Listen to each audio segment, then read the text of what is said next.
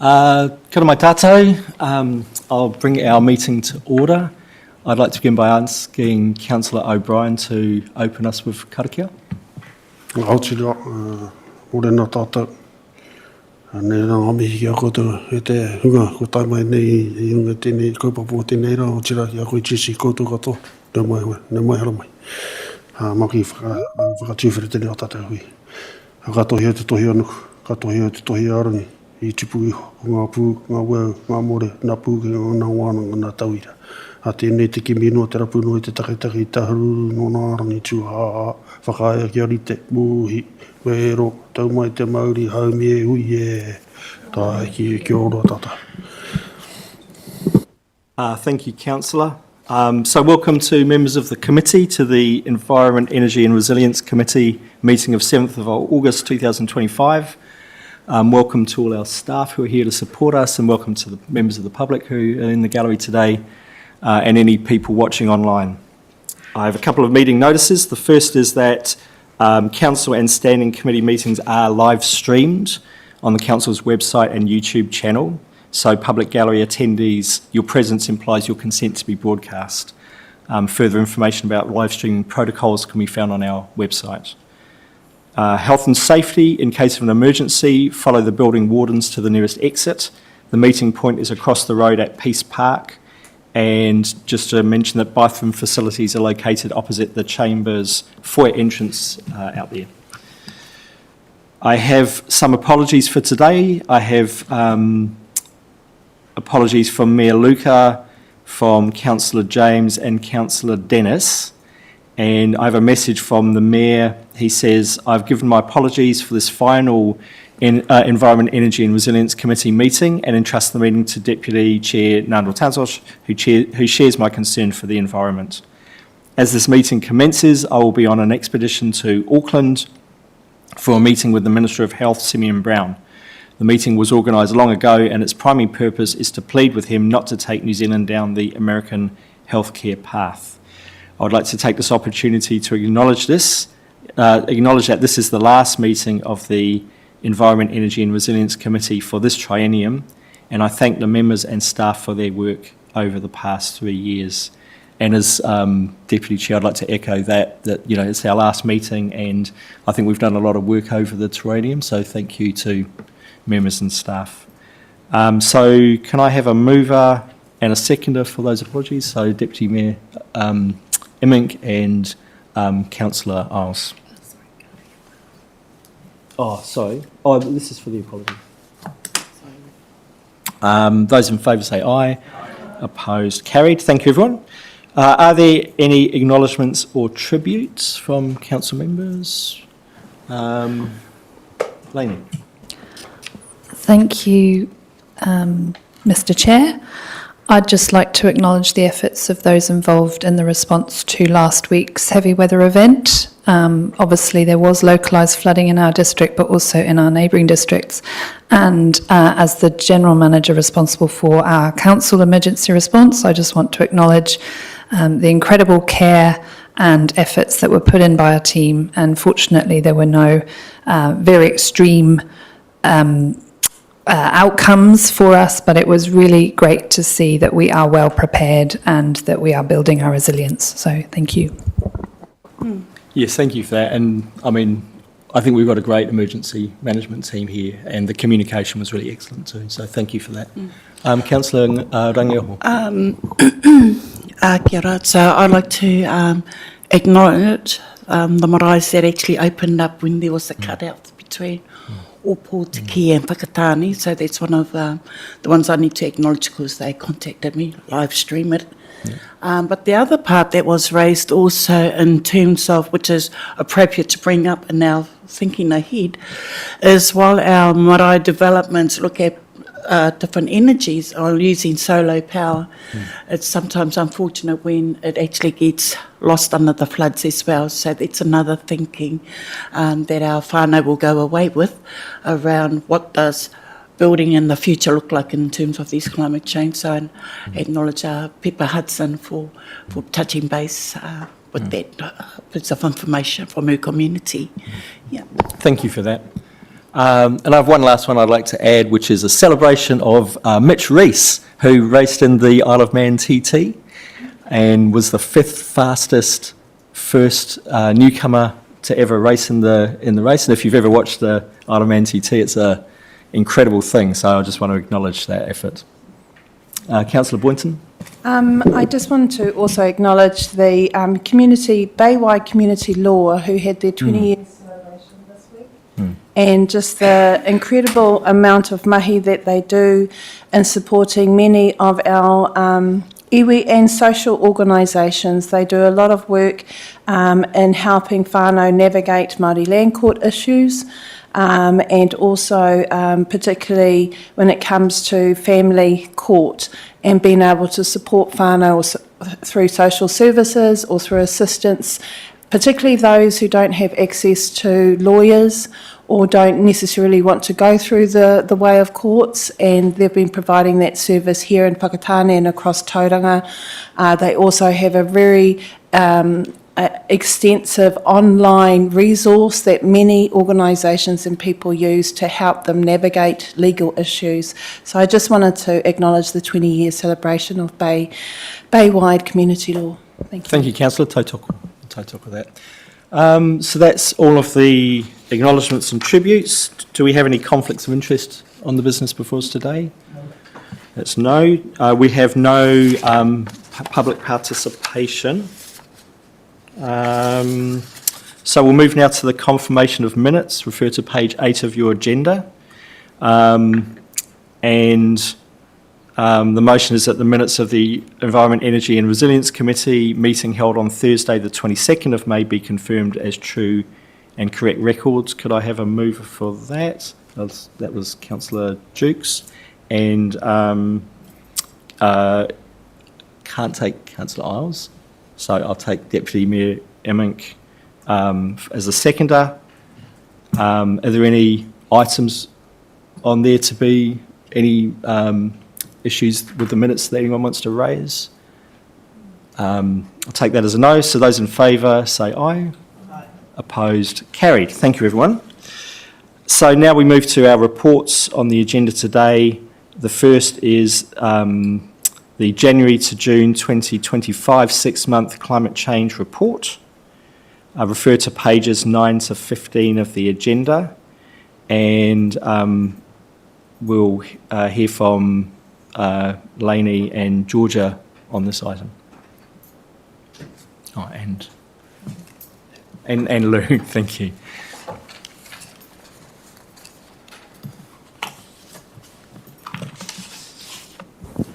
Thank you. I'll take the 6-monthly climate change update report as read, but just to frame it, that this completes the first year of reporting against our climate pathway, and it's been an impressive cross-council effort. So I think you'll see in the actions across the 3 key goals of education and awareness, of emissions reduction and of adaptation, that there are there's been a lot of activity. So I think it shows really good progress against the prioritised actions.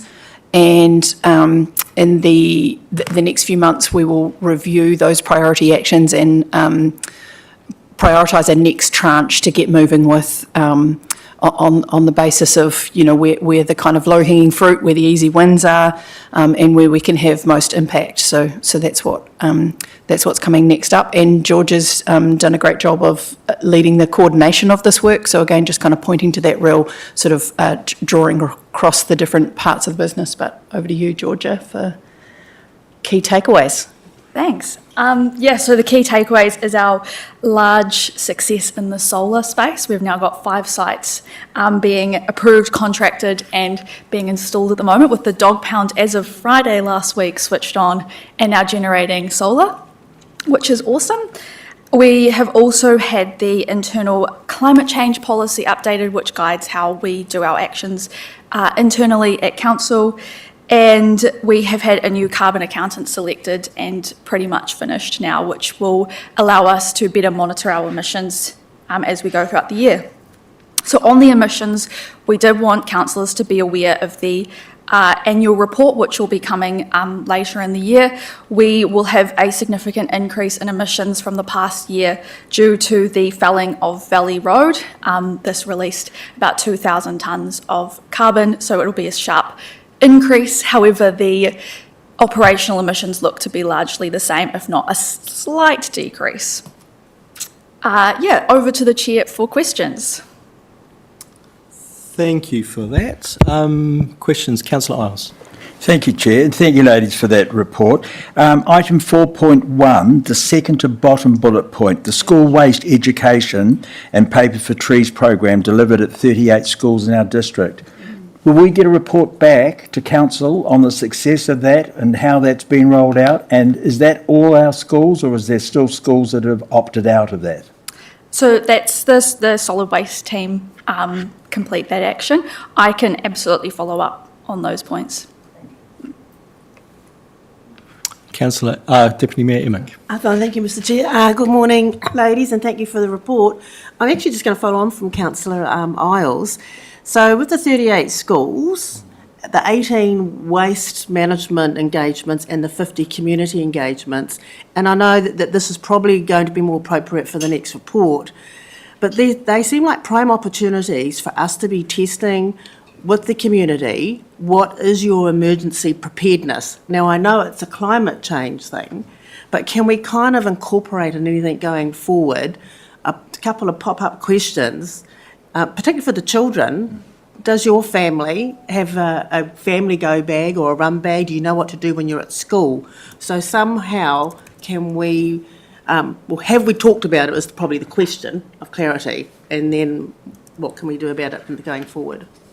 Thanks. Yeah, I think that's a great point, and that they are very interrelated.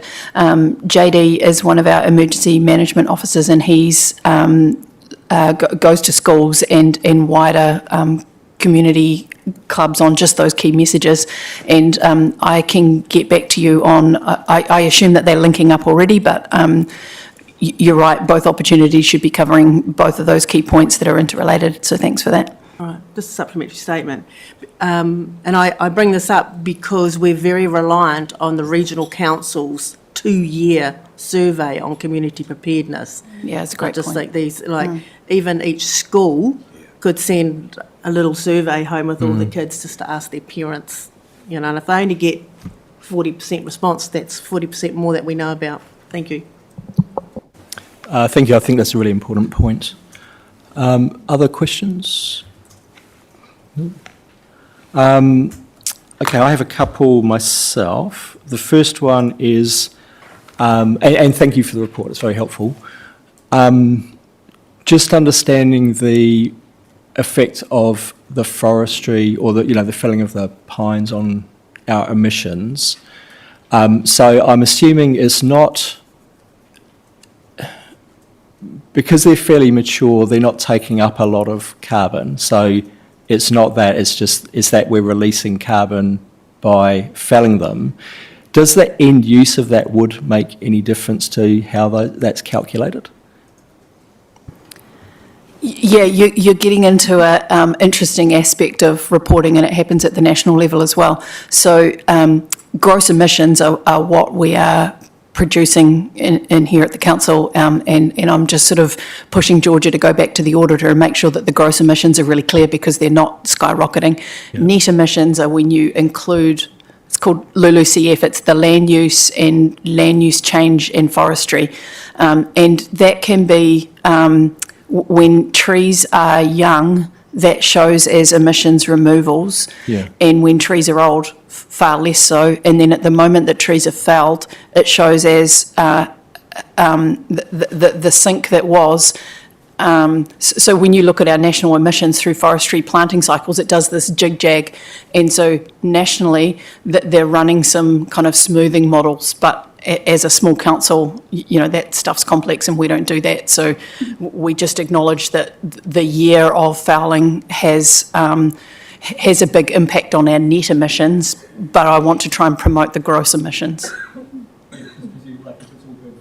If it's all burnt for firewood, it's very different from if it's used to build something that lasts 100 years. So, yeah. Okay, thank you. Yeah, that's true. and again, unfortunately, a quirk of reporting is that we do not, in anywhere, even globally, it's not consumption reporting, it's production reporting. Yeah. Thank you. Councillor Winton? I just wanted to ask, I know it wasn't really highlighted in the report, but currently at the moment we have the climate change funding that's available to communities. So I just wanted to find out, is that part of the outcome of this work that's happening? Yes. Yeah, so it's one of the priority actions was to develop that fund with Trust Horizon, and the fund that I had actually assumed was about emissions reduction has broader outcomes, including adaptation, and the fund is open at the moment and is one of the key actions reported on this. Great. This too. Supplementary. So following on from that, would the groups that were involved as part of being able to roll out this work, or mahi, like with schools, were other groups like iwi organisations and marae involved? Of the Climate Change Fund? Well, I suppose it's related to the Climate Change Fund, so that there's more people that are aware of that, of the fund being available, and have already worked with council on this kaupapa. So it's just, I suppose there's two questions there. Were iwi organisations and marae involved as part of rolling out this mahi? And also, too, are they aware of the fund being available? Yeah, thanks. Great question. I think the workshop last week, the biggest project within our climate pathway at the moment is Jeff Farrell's climate change risk assessment work, and he ran through in the workshop some pretty extensive engagement that, the timeframes extended out to include a lot more of the place-based engagement with marae, with iwi hapu, and again, he doesn't just go there and talk about his work. He's had JD there on the emergency management side of things as well, and so the fund has definitely been raised at some of those hui. We've used our normal marketing channels for the fund as well, and because it's new, it's going to take time to build that awareness throughout our whole community. Great, thank you. I just wanted to make sure that that information was out there and that people are being engaged with. Thank you.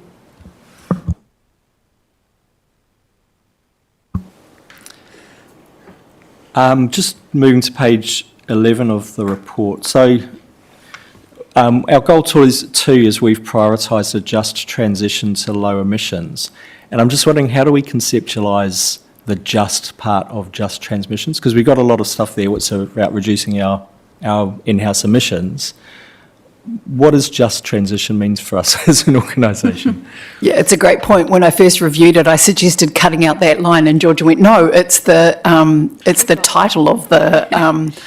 And so there was work last time around on. Yeah, so I don't have it in front of me, but if you recall, November last year we brought an action implementation update to you guys, and within that we haven't defined a just transition as a council, but we're following the broad principles that MB have set, which is all about fair and transparent and equitable outcomes. Yeah. Thank you, Chair. Just on page 11 again, transport, bullet point 1, stating that we are now moving into the fleet project phase 2, which includes reducing the fleet count and starting the electric and lower fossil fuel consumption transition plan. How far into that plan are we, and when will we as council get to see how that plan is actually coming into fruition? We are at the beginning of creating the plan rather than even enacting the plan.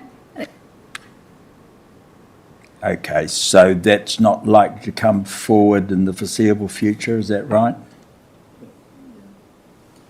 What, do you mean prior to the election? Yeah. I don't think so. We're doing a fleet plan of which one, or a review of our fleet, of which one part includes some of this part.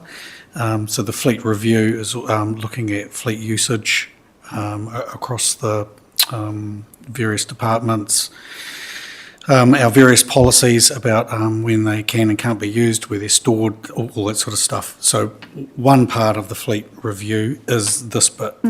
So it's not just that. So we're currently going through that because there are some staff implications. So we need to have some engagement processes with staff first. We're at very early stages of that review, and I imagine that any report on it would probably be after the election.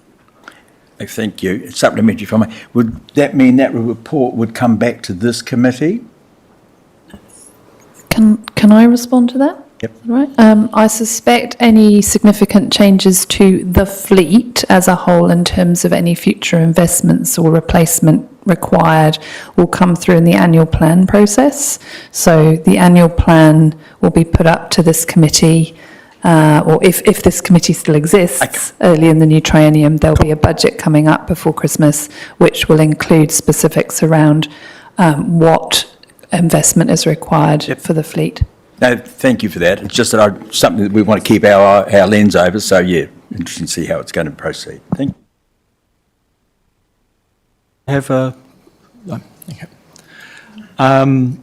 Also on page 11, just looking at and you referred to the solar projects that we've got going on, I'm really keen, because those have a reduction, those lead to emission reductions and also have cost savings, I'm really keen that those cost savings are transparent and communicated into the community. So will we see that happening? That is our absolute hope, yep. Okay. All right, thank you. Sorry. On page 12, Mr. Chair. Yep. Item 4.2.1, the future focus, bullet point 1, 2, 3, 4, 5, implementation of curbside contamination 3 strikes campaign. Can you give us an indication as to how successful that's been? I know it's a very early stage and it's a 3 strike campaign, but I'm already getting feedback that people are having a strike put against their bin when in actual fact they're putting out their bin but their neighbours are taking advantage of using it. And a very good example is green waste, where people have had neighbours come along and pop the whole black bag or whatever into their green waste and they end up with a strike. They've then got to come through to council and try and put their case, and yeah. This is a solid waste point, so we can get that relevant information from them for Yeah, I you. appreciate that, but this report is coming through in this agenda, and that's why surely this is the place to be asked to hopefully then get a response to come through, bearing in mind this is the last meeting of the triennium of this committee. So would it be reported back through where?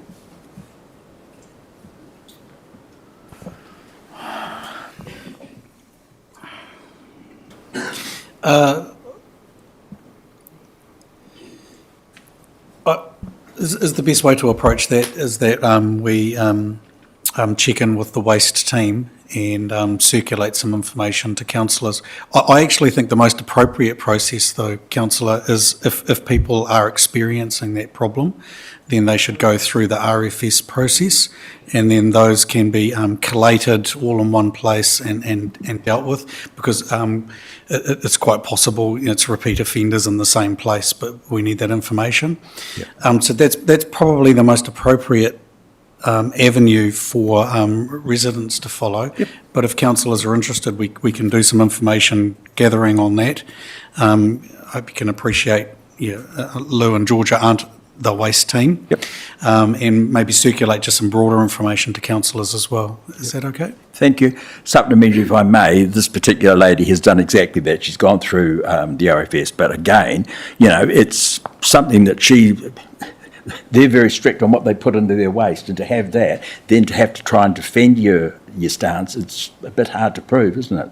Unless you've got cameras that can actually record somebody going and putting their rubbish into your bin.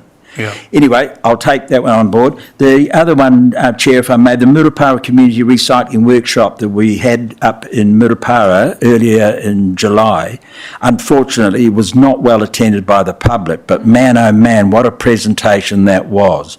And to Tash and to Nigel, who took the time to come up there and literally run through what does and what doesn't go into the recycling bins, is an educational tool that I think is something else that we should be looking at the beginning of the next triennium, to be run out through community boards or community groups, because at the end of the evening we were put through the test of 20 questions. And Andrew won.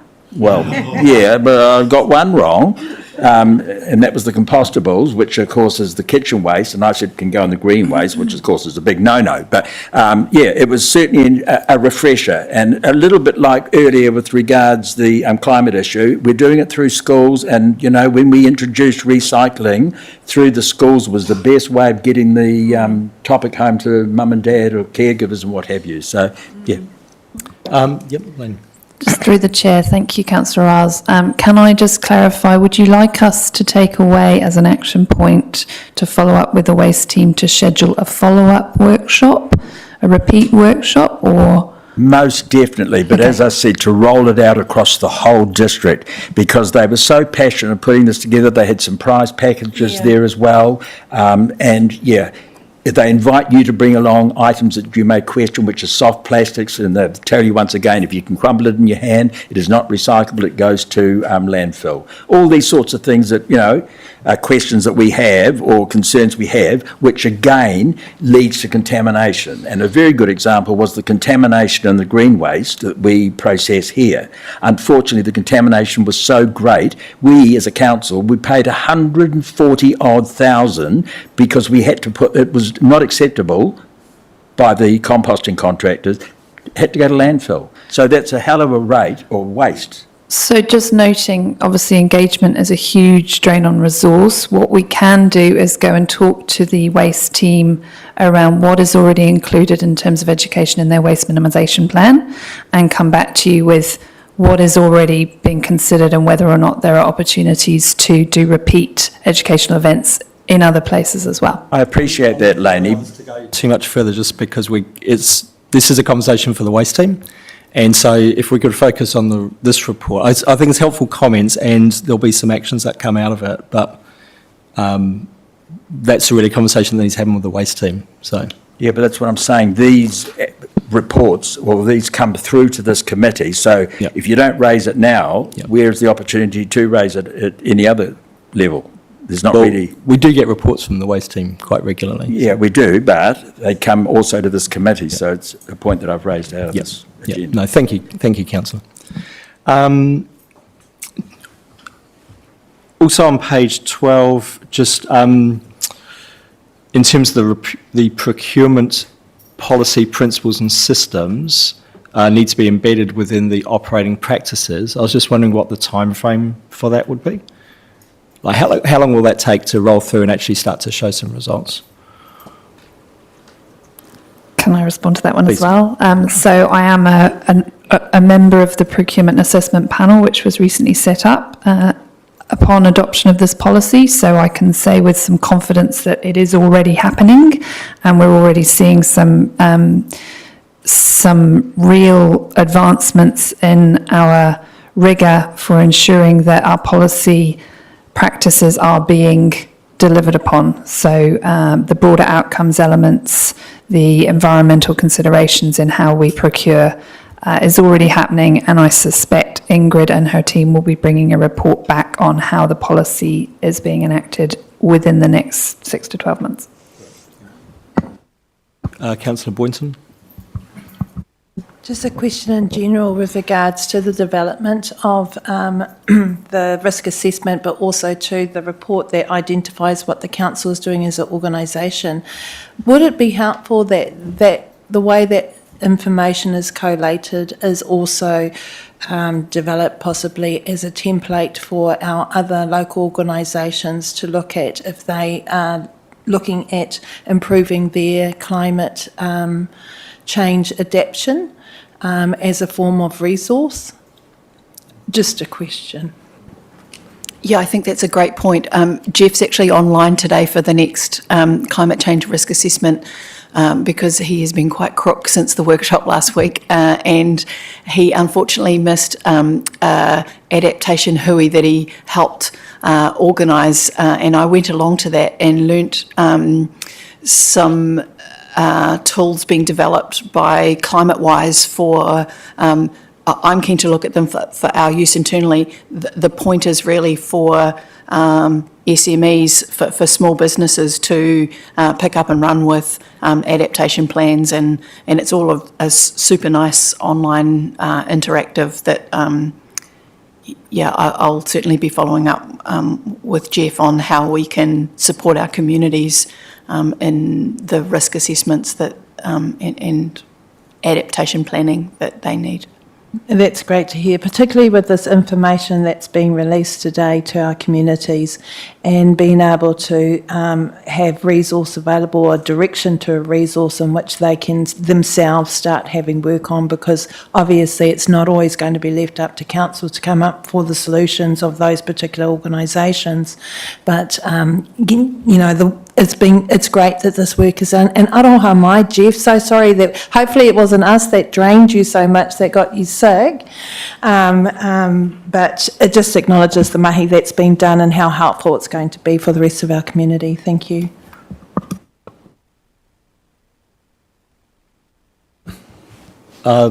Chief Executive. Thank you, Mr Chair.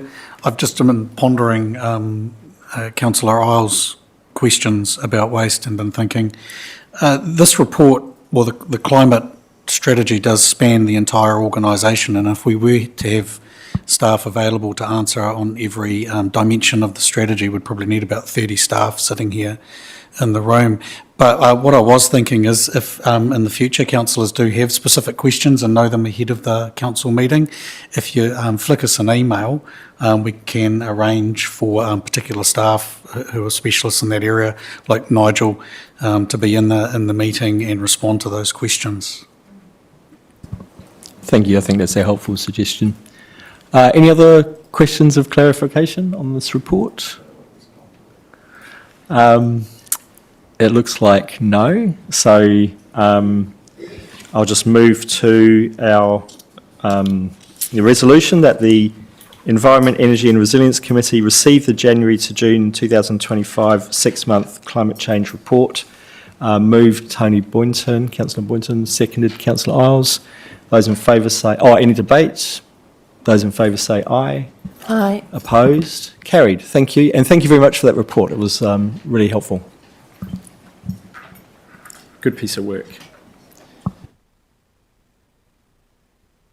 All right, now we'll move to the second item, the second report, which is the Building Resilience Whakatane District Climate Change Risk Assessment. And this is led again by Lainey and Jeff, but you're back. Cool.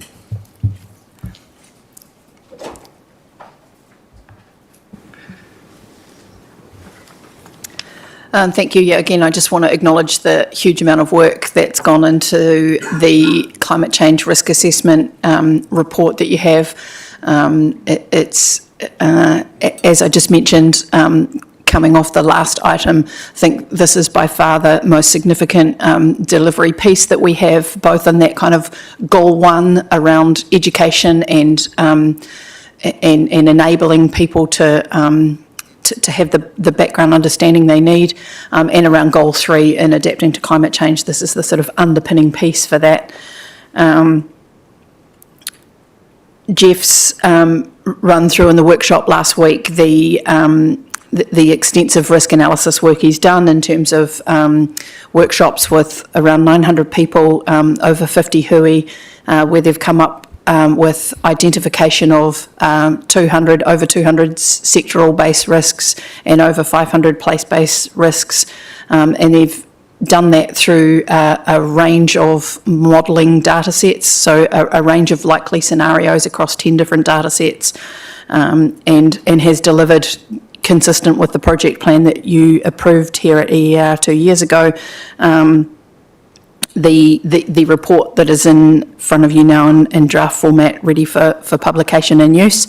And today's discussion is around release of that report and the options that are presented in terms of data release that Jeff ran through in the workshop last week.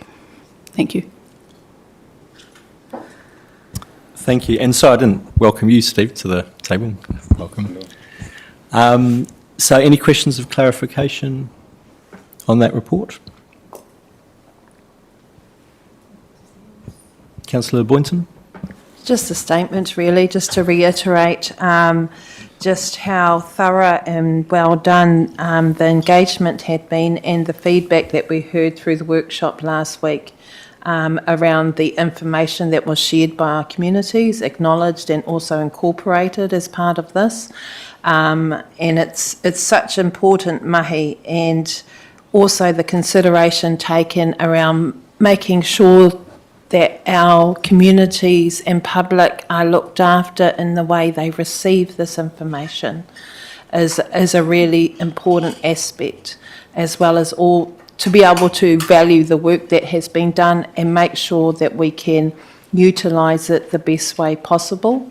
I just wanted to make a statement acknowledging that consideration and the mahi. Thank you. Thank you. I have a question. I mean, it's a fantastic piece of work, and I'll talk to it in the debate as well, but I was really interested in the digital spatial viewer, and which sounds like a great piece of work and drawn on in, you know, it's been done in-house, which is really great as well. And I think that our council has over the years done a number of different things which have been kind of leading in terms of what councils do around climate change. And I guess this is another example of that. I know that other councils have often drawn on the resources that we've developed.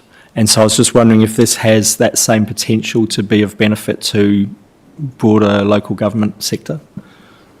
Yes, absolutely. And I probably came to appreciate that even more last week at the adaptation hui that I referred to that Jeff was integral in organising, where I realised that a lot of councils are using a similar system and paying money for it externally. And that system is come at a budget cost to Christchurch working with the provider, and others are paying a lot in annual fees. And I realise that a lot of those folks are working with Jeff on how to use something similar to our in-house version. And he's he's well connected into. I possibly should be passing to him online instead of telling his story, but I understand that he is definitely connecting in with other regions on availability for this in-house tool. Thank you, Jeff. Would you like to comment? Thank you, and good morning, everyone. I'm just sorry I can't be there. Yes, there is quite a lot of interest in using the resource that all councils have as part of their business as usual, which is the ArcGIS platform. And so there's a lot of interest both within local government, but also central government as well, as to how a cost and user-friendly tool can be made available to the wider public across New Zealand communities.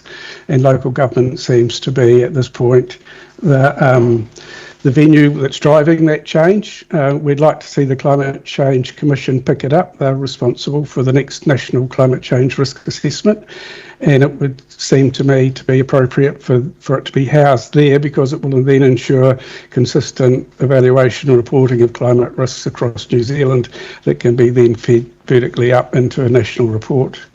So there is a lot of interest. It's just a matter of having the time now to share and sort of build the level of comfort about its appropriateness and robustness as we move forward.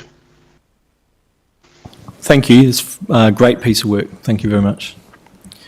Councillor, Deputy Mayor Emmink. Thank you, Mr. Chair. Mine's just actually a little pedantic thing.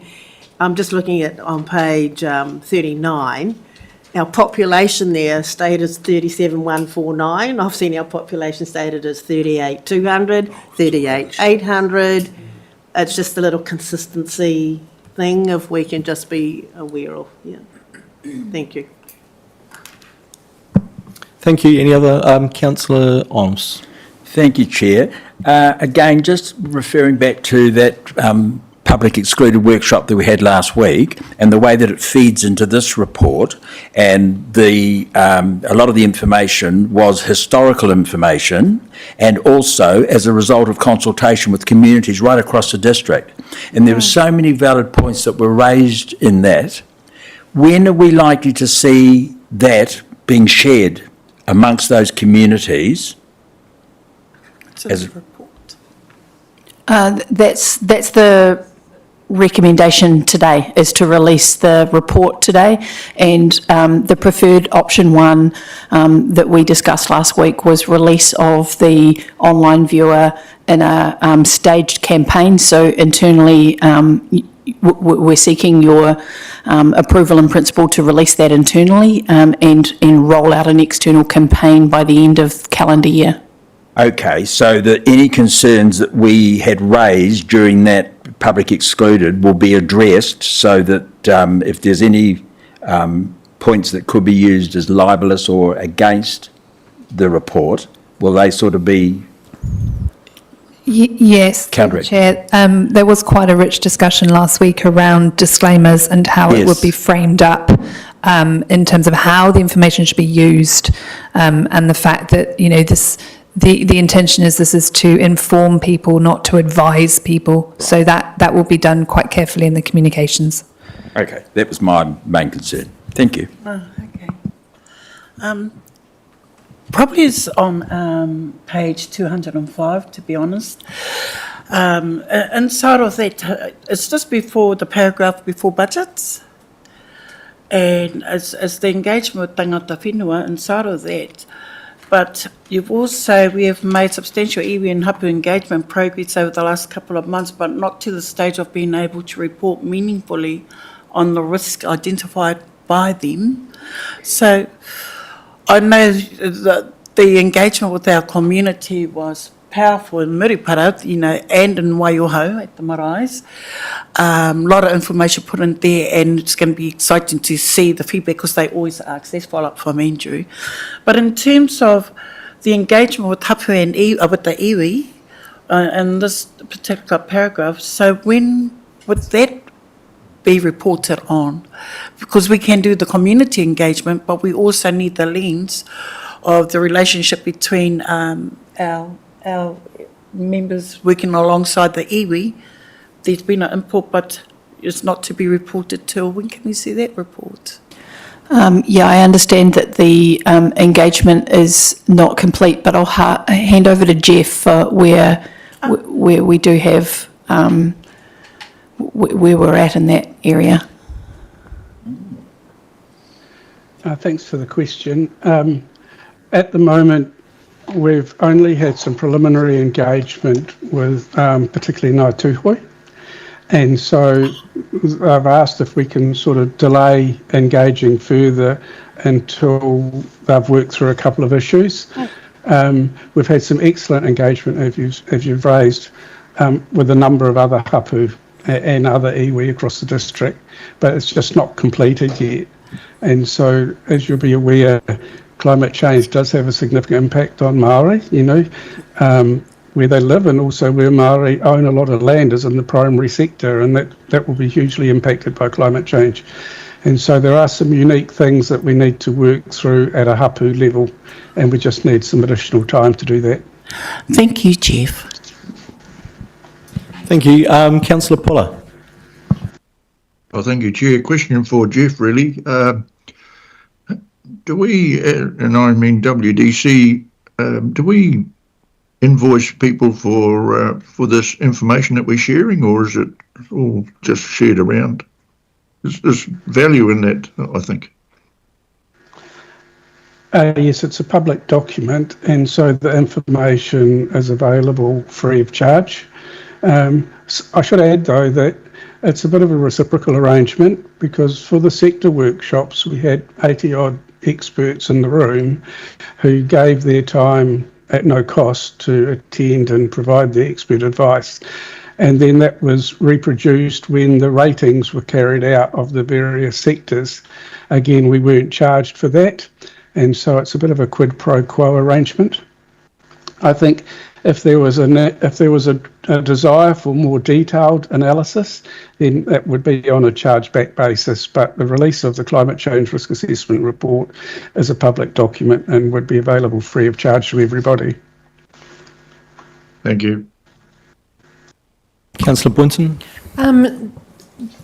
Just relating to the previous question around value, or the value of the work that's been done in the project and those who've contributed, I just wondered whether the council may consider supporting staff possibly to apply to or be nominated for.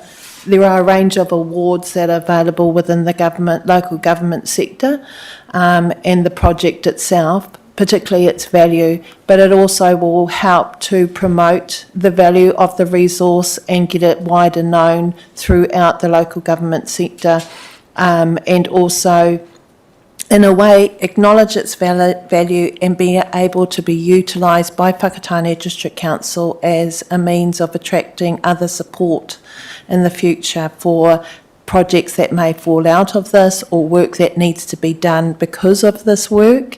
So it's just a thought and a suggestion around acknowledging its value, but our council being able to utilise that.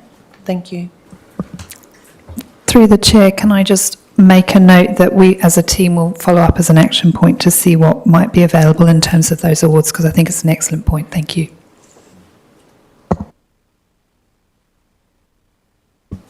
Thank you. Any other questions of clarification?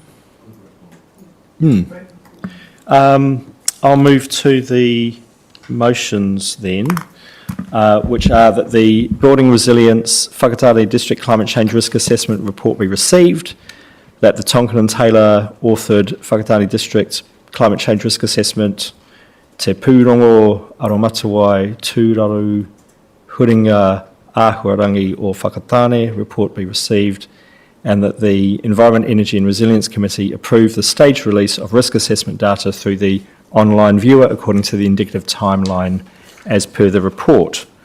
Do I have a mover for that? Councillor Boynton, seconder Councillor Rangiaho.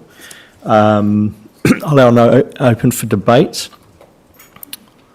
If anyone wants to say any words, I have some words from the Mayor, which I'll read out on his behalf. He says that climate change risk assessment that has had a long gestation, the climate change risk assessment has had a long gestation. The EER committee was set up to put focus on such matters.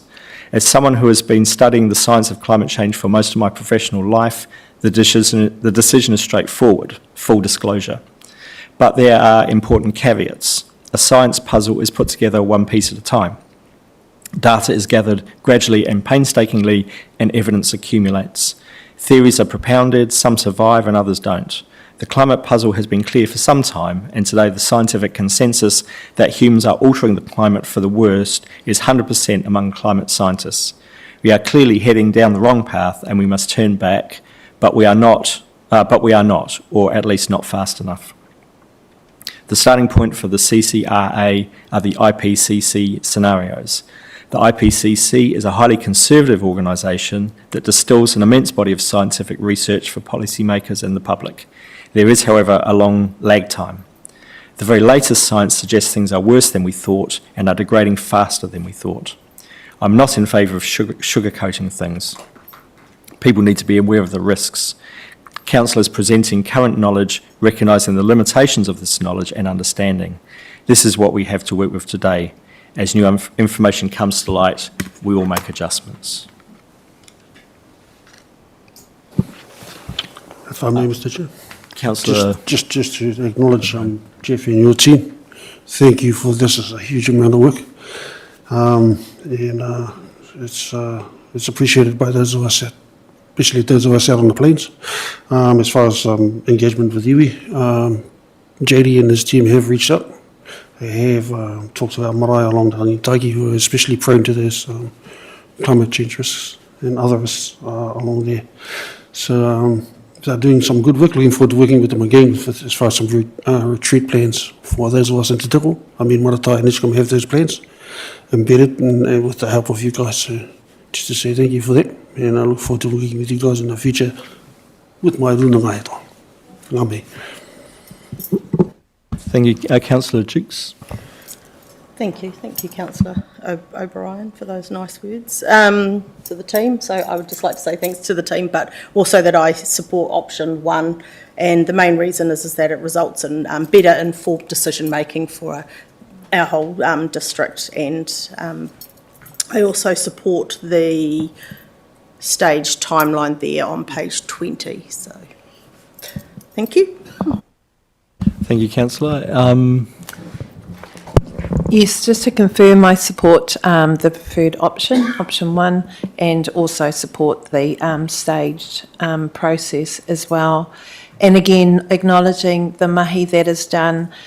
As councillors, I believe the work that you've done allows us to somehow become, seers into the future.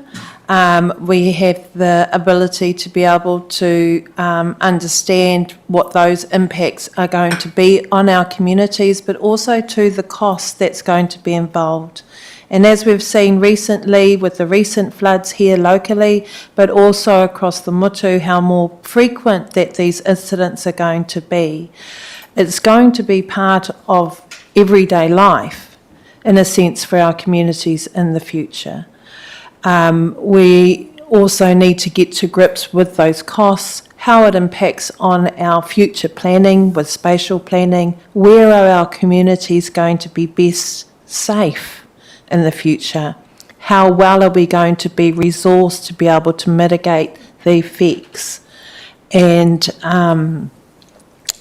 I hope that in this future, utilising this information, we have well-informed communities, well-informed leaders of communities to be able to take charge and do what is needed to be done. So thank you.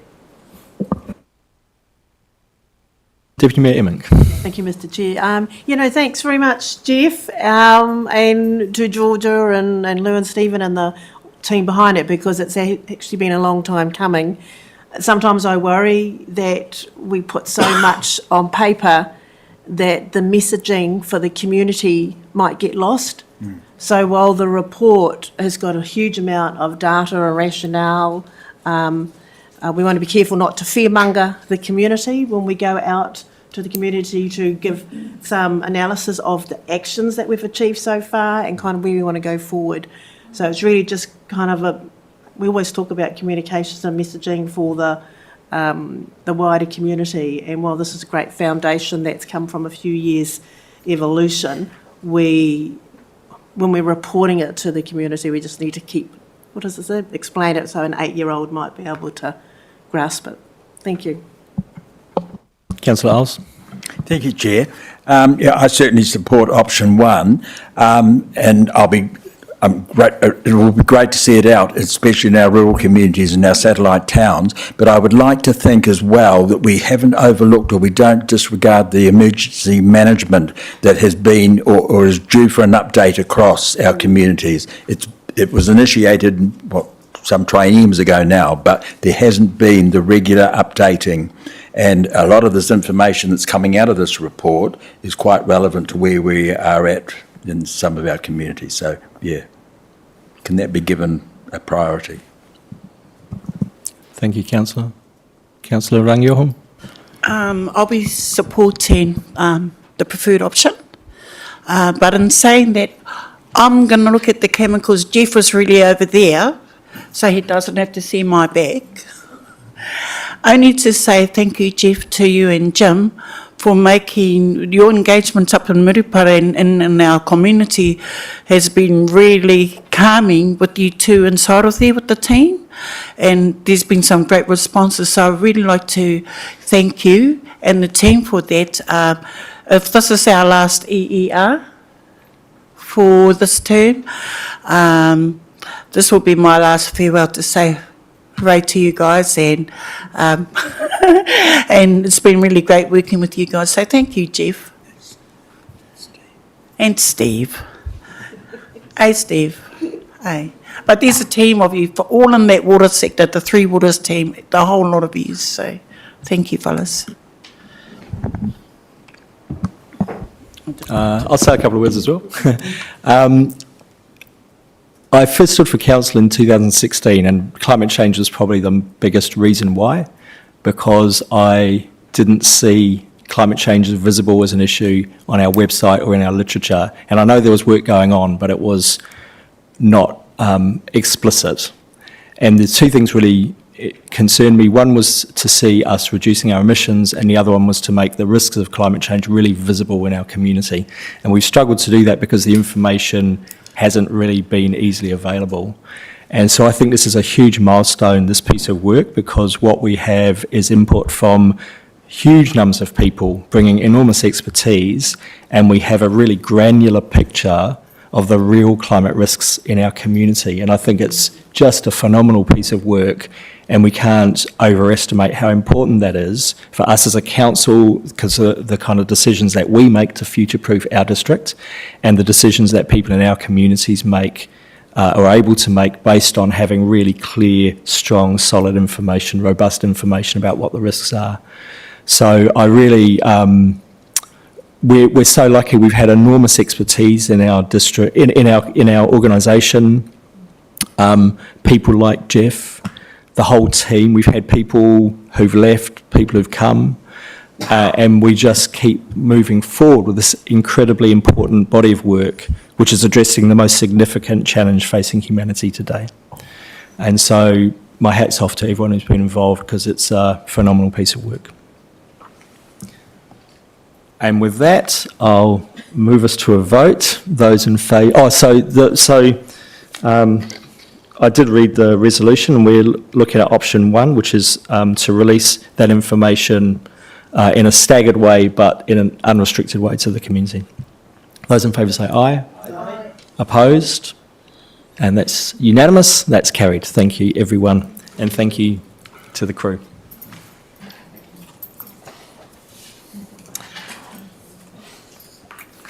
Excuse me, Mr. Chair, may I just add one last comment? Please. I just would like to, firstly, thank you very much to everyone for all of your supportive comments, but I do want to acknowledge the team that worked on this, and that was internally was Stephen Allaby and Jessica Mules, who was a grad student from the Wānanga that came on for a short-term contract. They had a GIS team that developed the online viewer, which was Kate Robbie, Aaron Jeffries and Stephen O'Leary, and the Tonkin Taylor team of James Hughes, Claire Smith and Rachel Nilsson. I just don't think we could complete the meeting without acknowledging the contributions that everyone's put in. So thank you very much for allowing me to say that, and best wishes to you all. Thank you. To you, Jeff. Thank you, Jeff. And I think it's important that we hear those names, so thank you very much. So that brings us to the end of our committee. I'll just say a final thanks to the committee for your service over the last 3 years. We've done a lot of really important work. We've got amazing staff, but staff need political leadership, and that's what we provide. So thank you to everyone for your input over the 3 years. And I'll invite Councillor O'Brien to say our closing karakia. Te whakakapi mo tēnei o tātou hui. Nōku te he te whanau. Ara tēnei tukumihi a koe. He kaimahi hau. I waingenui te ropu nei o te take āhuarangi. Nā mātou te waimari. Te kaunihera nei. Te konei koe mahi ana i nai nei. Ka aroa hoki ki a mātou me ki taku pōtai i te runango Ngāti Awa. Koriro atu koe ki konei. Huna kare here reke ki a nina. So, welcome to you there, Whanua. I was just saying, councillors, that our loss at Runua. John has joined the team over here at the District Council. Karoa ki a mātou I te Runua Ngāti Awa. And I didn't see a difference, like I say, I didn't see a difference in that. In the fact that he's still working for our community, and that means he's still working for those of us at the iwi at the Runua. So, no mai hara mai hau. Looking forward to working with you. We've got a lot of work to do on the rangi taiki here. Kia ora. Maki whakakapi wa tātou hui. Kia taunga manaki tangata mangaro I runga I tēnā. I tēnā o mātou kia mahai ai tū maki hiki. toi te kupu, toi te mana kia toi ngā tika ngā koe ia, te whakirihia, hei whakawātea. Haumi e hui e, tāi ki e, kia ora tātou.